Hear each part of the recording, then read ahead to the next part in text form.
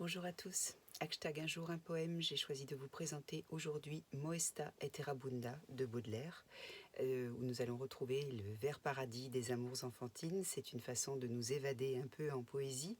Ce poème est un des derniers poèmes de Spleen et Idéal, donc un extrait des Fleurs du Mal, publié en 1857.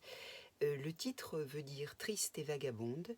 C'est un poème sur le bonheur, sauf qu'évidemment avec Baudelaire, qui n'est pas le chantre du bonheur et du ravissement, bien sûr ce bonheur est perdu, il est enfui, il appartient au passé, et c'est l'écriture et le poète qui permettent de le retrouver, de repartir, de vagabonder, l'écriture et la poésie qui vont permettre ce retour dans l'enfance qui est vécue comme un refuge perdu, que le poète va retrouver donc grâce à sa muse. Moesta et Terabunda. Dis-moi, ton cœur parfois s'envole-t-il, Agathe, loin du noir océan de l'immonde cité, vers un autre océan où la splendeur éclate, bleu, clair, profond, ainsi que la virginité. Dis-moi, ton cœur parfois s'envole-t-il, Agathe? La mer, la vaste mer, console nos labeurs. Quel démon a doté la mer, rauque chanteuse, qu'accompagne l'immense orgue des vents grondeurs, de cette fonction sublime de berceuse? La mer, la vaste mer, console nos labeurs.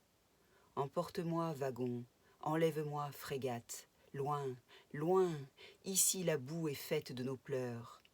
Est-il vrai que parfois, le triste cœur d'Agathe dise, loin des remords, des crimes, des douleurs?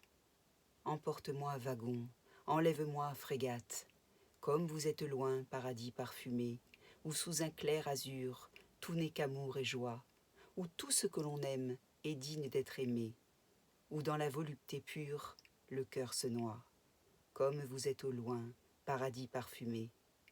Mais le vert paradis des amours enfantines, les courses, les chansons, les baisers, les bouquets, les violons vibrants derrière les collines, avec les brocs de vin le soir dans les bosquets.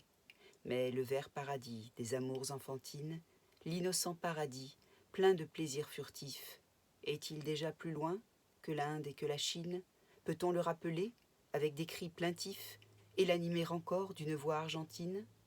L'innocent paradis, plein de plaisirs furtifs. Voilà, donc vous voyez le bonheur enfui, le bonheur perdu que la poésie va permettre de retrouver. J'espère que vous avez aimé ce poème. Je vous retrouve demain pour un nouvel hashtag un jour un poème. Passez une très belle journée. À bientôt.